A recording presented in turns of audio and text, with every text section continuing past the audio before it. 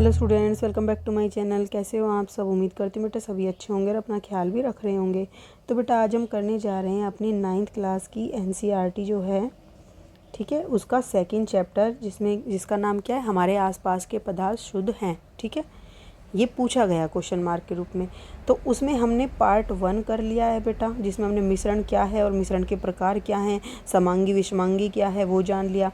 Part 2 में हमने फिर जाना मिश्रण के प्रकार में विलयन क्या है, विलयन क्या है, उसके उदाहरण क्या हैं, विलयन के गुण क्या हैं। ठीक है, हमने ये इसमें जाना।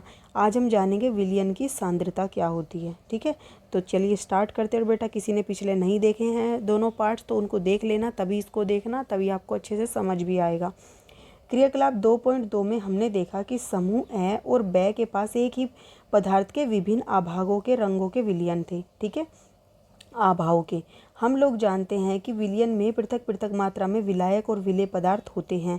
विलयन में मौजूद विलेय पदार्थ की मात्रा के आधार पर हम इसे तनु या सांद्र या संतृप्त घोल कहते हैं। ठीक है, क्या होता है बेटा, विलयन में विलेय के पदार्थ की कितनी मात्रा, मतलब कि विलायक के अंदर कितने पदार्थ मिलाया जा रहा है, विलेय कितना मिलाया जा रहा है, उसकी मात्रा के आधार पर उस विलयन को हम क्या बोलते हैं, या तो तनु बोलते हैं या सांद्र बोलते हैं।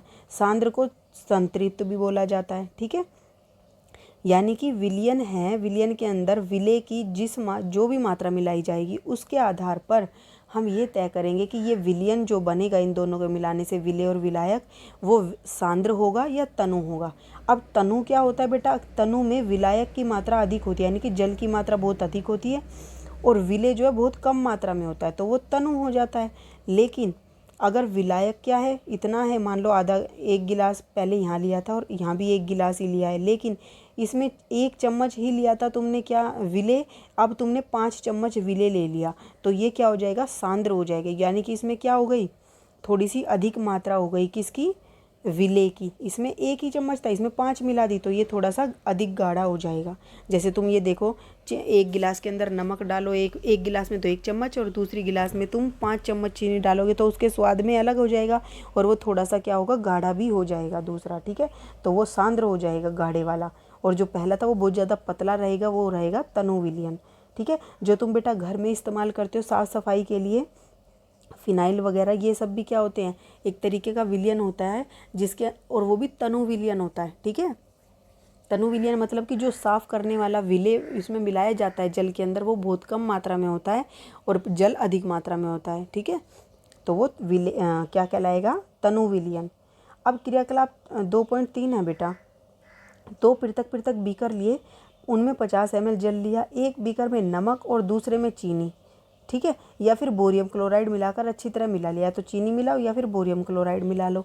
जब विलेय पदार्थ और अधिक न घुले तब 5 डिग्री ताप बढ़ाने के लिए बीकर को गर्म करें। मतलब कि देखो बेटा, ये आप अपने उसमें भी पढ़ चुके होंगे 6th क्लास में इस चीज़ को।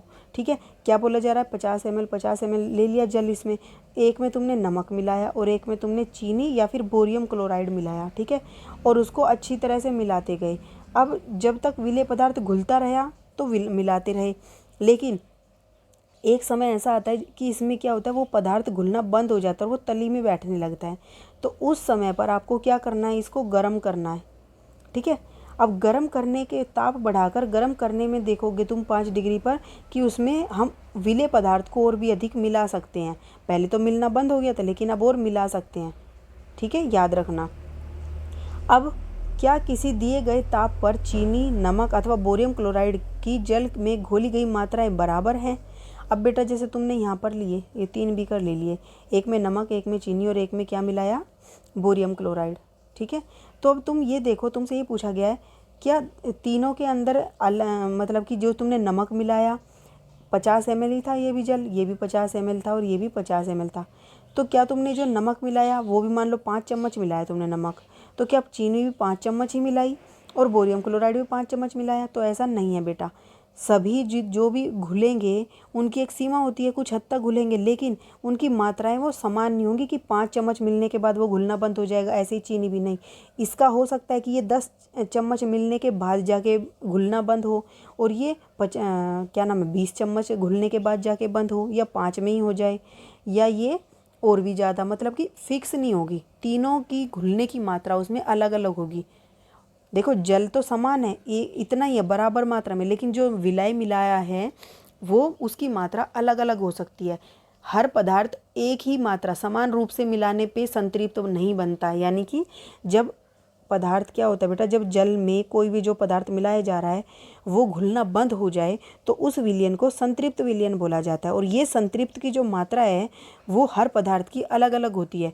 नमक की कुछ अलग होगी कि इतनी सीमा तक ही मिल सकता है नमक, उसके बाद उसमें मिलना बंद हो जाएगा। चीनी की अलग सीमा होगी कि वो इतनी चीनी ही मिल पाएगी उस जल में, उसके बाद नहीं मिल सकती। तो सभी की सीमा अलग होती है पदार्थ की विलय के, ठीक है, संतृप्त होने की। किसी निश्चित तापमान पर उतना ही विलेय पदार्थ घुल सकता है जितना कि विलयन की क्षमता होती है। यानी कि तापमान गर्म करने पर बेटा देखो, पहले बिना तापमान के जब तुम मिला रहे थे तो एक सीमा आई थी जबकि जिसके बाद वो घुलना बंद हो गया था, लेकिन जैसे ही तुम उसको गर्म करते हो तो थोड़ा सा और वो पदार्थ जो है घुलना उसमें शुरू हो जाता है, लेकिन उसके बाद भी एक सीमा आ जाती है जिसके बाद फिर और नहीं घुल सकता। ठीक है, तो वो सीमा क्या कहलाती है, संतृप्त विलयन कहलाती है। ठीक है, दूसरे शब्दों में दिए गए निश्चित तापमान पर यदि विलयन में विलेय पदार्थ नहीं घुलता तो उसे संतृप्त विलयन कहते हैं। ध्यान देना, दिए गए निश्चित तापमान पर, एक निश्चित तापमान पर किसी भी विलायक में, यानी कि जल हुआ, मान लो जल में कोई पदार्थ यानी कि विलेय मिलाया जा रहा है तो वो एक सीमा तक ही मिलेगा, उसके बाद मिलना बंद हो जाएगा, घुलना बंद हो जाएगा।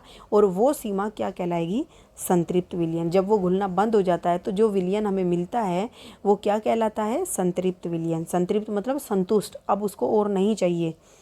विलेय पदार्थ की वह मात्रा जो इस ताप पर संतृप्त विलयन में उपस्थित है उसकी घुलनशीलता कहलाती है।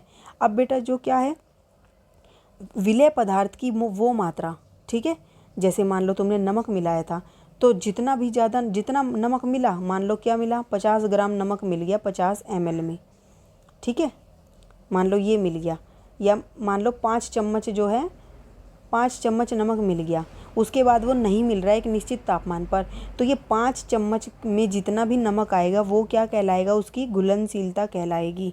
ठीक है, उस विलयन की। यदि एक विलयन में विलेय पदार्थ की मात्रा संतृप्तता से कम हो तो इसे असंतृप्त विलयन कहा जाता है। यानी कि ऐसे बोला गया बेटा, मान लो किसी एक कमरा है, एक कमरे में बेटा कितने बच्चे आ सकते हैं, 24 बच्चे आ सकते हैं।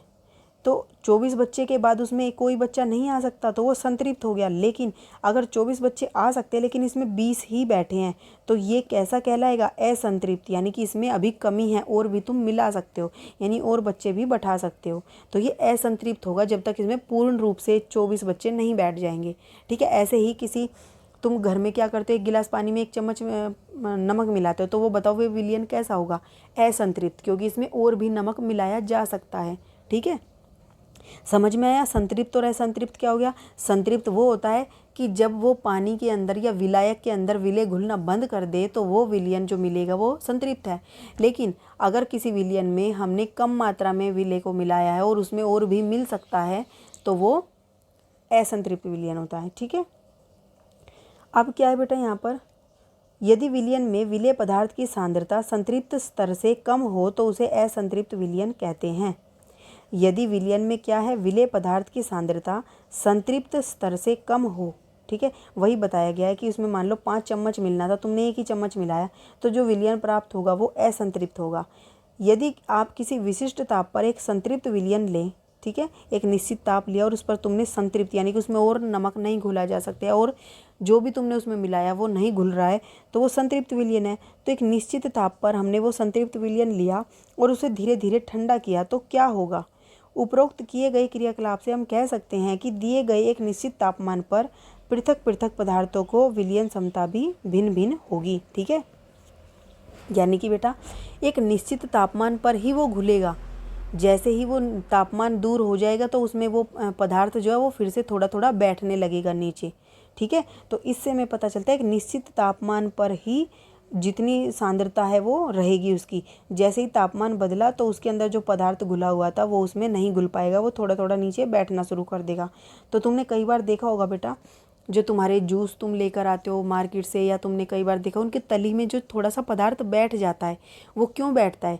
जिस समय पर उनमें मिलाया जाता है उस समय पर उनका तापमान कुछ अलग होता है, लेकिन जिस समय वो तुम लेते हो उस समय पर उसका तापमान कुछ और होता है, तो इसलिए वो तुम्हें वो नीचे बैठा हुआ पदार्थ दिखाई देता है। ठीक है।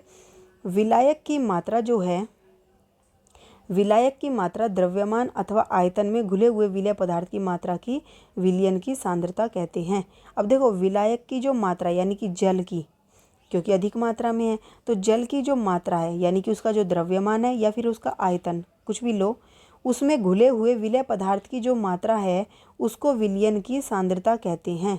ठीक है, क्या समझे बेटा? विलायक की मात्रा में घुले हुए विलेय पदार्थ की मात्रा को विलयन की सांद्रता कहते हैं। कि एक निश्चित विलायक की मात्रा ले ली 50 ml, उसमें हमने एक निश्चित मात्रा में क्या मिलाया? विलेय पदार्थ मिलाया, उसके बाद वो मिला नहीं, तो ये विलेय की क्या कहलाती है? सांद्रता कहलाती है। मान लो 50 ml में तुमने क्या मिलाया? 10 ml विलेय मिला दिया, तो ये इसकी क्या कहलाएगी? सांद्रता कहलाएगी। विलायक की सांद्रता को दर्शाने की बहुत सी विधियां हैं, लेकिन हम यह सिर्फ 3 विधियों के बारे में चर्चा करेंगे। तो 3 तरीके से जानेंगे हम इसको। पहला है बेटा द्रव्यमान या विलयन के द्रव्यमान प्रतिशत के रूप में। ठीक है, द्रव्यमान कैसे निकालते हैं या फिर विलयन के द्रव्यमान का प्रतिशत कैसे निकालते हैं? विलेय पदार्थ का क्या द्रव्यमान है? मान लो तुमने विलेय था, जल था, तुमने लिया 50 ग्राम, ठीक है, या 50 ml तुमने जल लिया, उसमें तुमने क्या मिलाया? 1 ग्राम नमक मिलाया। ठीक है, तो ये विलेय पदार्थ है नमक, तो 1 ग्राम विलेय पदार्थ का द्रव्यमान 1 ग्राम हो गया। नीचे विलेय का द्रव्यमान ये कितना था? 50 ml था।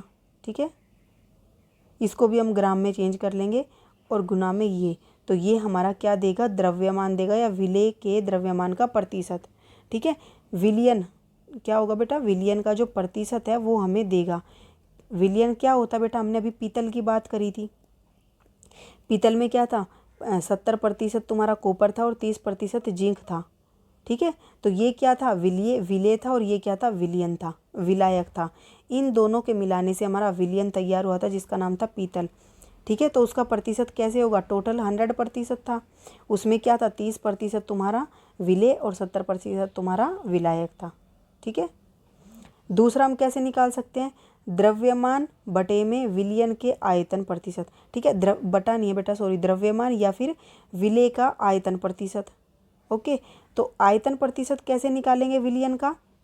विलेय पदार्थ का द्रव्यमान लिखा, ऊपर देखो यहाँ भी विलेय पदार्थ का द्रव्यमान था, बस नीचे क्या किया? यहाँ पे विलयन का द्रव्यमान लिया था, लेकिन अब यहाँ पर विलयन का आयतन ले लेंगे। ठीक है, अगर विलयन का आयतन प्रतिशत निकालना है तो बटे में विलयन का आयतन ले लेंगे, और अगर विलयन का द्रव्यमान निकालना है तो बटे में हम क्या ले लेंगे? 1 मिनट बेटा, तो हम उसमें ले लेंगे विलयन का द्रव्यमान। ठीक है, और तीसरा क्या है बेटा? अब विलयन के आयतन या आयतन प्रतिशत, अगर तुमसे ऐसे पूछा जाए विलयन के आयतन या फिर विलयन आयतन प्रतिशत, ठीक है, तो उसमें क्या होगा? विलयन का आयतन निकालना तो विलेय का भी आयतन लेंगे और विलयन का भी आयतन लेंगे, मतलब दोनों का आयतन लेंगे अगर हमें आयतन प्रतिशत निकालना है तो। ठीक है, वहाँ पर क्या था?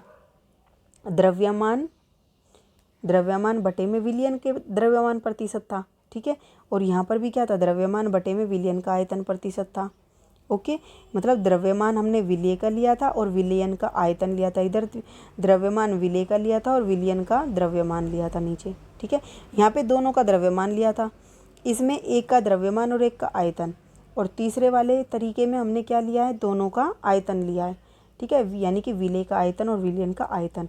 अब बेटा तुम इसको न्यूमेरिकल से समझो, अच्छे से समझ आएगा। उदाहरण, एक विलयन में 320 ग्राम विलायक है। ठीक है, क्या है? 320 ग्राम विलायक है, यानी कि इसकी मात्रा अधिक है। विलायक जल है, ठीक है, और उसमें 40 ग्राम साधारण नमक मिलाया गया। देखो क्या लिया बेटा? जल लिया है और हमने क्या लिया है? नमक लिया है। जल को हमने 320 ग्राम लिया है, ठीक है, ये इसका द्रव्यमान हो गया। नमक हमने कितना लिया है? 40 ग्राम लिया है, ये इसका द्रव्यमान हो गया। तो ये कम है, तो ये हमारा क्या है? विलेय है, और जो अधिक मात्रा में है वो क्या कहलाता है? विलायक। ठीक है, अब क्या पूछा? विलयन की सांद्रता का परिकलन कीजिए। अब हमें इसकी सांद्रता निकालनी है, तो कैसे निकालेंगे? हमने अभी 3 फॉर्मूले पढ़े ऊपर, तो विलेय पदार्थ यानी कि जो नमक था उसका द्रव्यमान ये दिया है, विलायक जो कि जल था उसका द्रव्यमान ये दिया है। अब हम जानते हैं विलयन का द्रव्यमान किसके बराबर होता है। विलयन का द्रव्यमान किसके बराबर हो जाएगा बेटा, विलेय पदार्थ का द्रव्यमान प्लस में विलायक का द्रव्यमान। यानी कि एक बात समझो, एक गिलास में तुमने क्या लिया, एक गिलास में तुमने 50 ग्राम जल लिया, ठीक है, और उसमें 5 ग्राम तुमने क्या मिला दिया, नमक। तो इस गिलास का कुल द्रव्यमान कितना हो गया, 55 ग्राम हो गया ना बेटा। इसके अंदर जो तुमने पदार्थ लिया है मिक्स करने के बाद दोनों का द्रव्यमान कुल हो गया। जैसे मान लो कि तुम अपने बैग में 1 बुक डालो और एक बैग में 2 बुक डालो, तो किस में वजन ज़्यादा होगा, इसमें। तो इसमें क्या होगा, कुल द्रव्यमान बढ़ जाएगा इसकी बजाय पहले वाले की। तो कुल द्रव्यमान निकालेंगे विलयन का, क्योंकि क्या हुआ है इन दोनों को मिलाने से इसमें क्या विलयन तैयार हुआ। जैसे कि जल में नींबू मिलाया तो नींबू जल का द्रव्यमान क्या होगा, नींबू का जो जल रस मिला है और जो जल है इन दोनों के कुल द्रव्यमान के बराबर होगा। मैं अच्छे से समझाने की कोशिश कर रही हूँ बेटा, अच्छे से समझना है। तो विलयन का द्रव्यमान क्या होगा, विलेय पदार्थ का द्रव्यमान प्लस में विलायक का द्रव्यमान, ठीक है, दोनों का। तो 40 प्लस में 320 यानी कि कुल द्रव्यमान कितना हो गया उस विलयन का। ध्यान देना, विलयन का द्रव्यमान किसके बराबर होगा, विलेय प्लस में विलायक के द्रव्यमान के, ठीक है। यानी कि जल के और नमक दोनों के घोल का कुल द्रव्यमान को हम क्या कहेंगे, विलयन का द्रव्यमान। अब विलयन का द्रव्यमान प्रतिशत निकालो। हमने यहाँ द्रव्यमान निकाल लिया विलयन का, अब विलयन का द्रव्यमान प्रतिशत निकालना। तो हमने अभी पढ़ा प्रतिशत निकालने के लिए विलयन पदार्थ का द्रव्यमान अपॉन में विलयन का द्रव्यमान, क्योंकि द्रव्यमान प्रतिशत निकालना है विलयन का, ठीक है। तो दोनों का द्रव्यमान ऊपर 40 नीचे 360 गुना में 100, ठीक है। तो हमारा यहाँ से क्या निकल आएगा, विलयन का द्रव्यमान प्रतिशत, ठीक है। तो कितना हो गया, ये 11.1% तुम्हारा विलयन का द्रव्यमान आ गया, जो कि विलयन की सांद्रता भी होगी, ठीक है। अब यहाँ पर देखो नेक्स्ट क्या है बेटा, निलंबन क्या है, ठीक है। निलंबन क्या है बेटा, उसको हम अपनी नेक्स्ट वीडियो में करेंगे। आज आप यही समझो कि हम किस तरीके से द्रव्यमान निकालते हैं। हमसे क्या पूछा था, विलयन की सांद्रता का परिकलन कीजिए। तो हमने ये विलयन की सांद्रता यहाँ से निकाल ली कि इसमें कितने ग्राम मिला हुआ है, ठीक है। द्रव्यमान के रूप में जो द्रव्यमान प्रतिशत निकाला है वही विलयन की क्या हो गई बेटा, सांद्रता हो गई। ओके, इस वीडियो को बेटा बार बार देखना और इसके ऊपर कई क्वेश्चंस करने की कोशिश करना, आपको समझ आ जाएगा। फिर भी कोई डाउट हो तो आप कमेंट बॉक्स में लिख देना। इस वीडियो में इतना ही, अपना नेक्स्ट टॉपिक नेक्स्ट वीडियो में करेंगे। तब तक के लिए ऐसे हंसते रहिए, मुस्कुराते रहिए, पढ़ते रहिए और आगे बढ़ते रहिए। Thank you.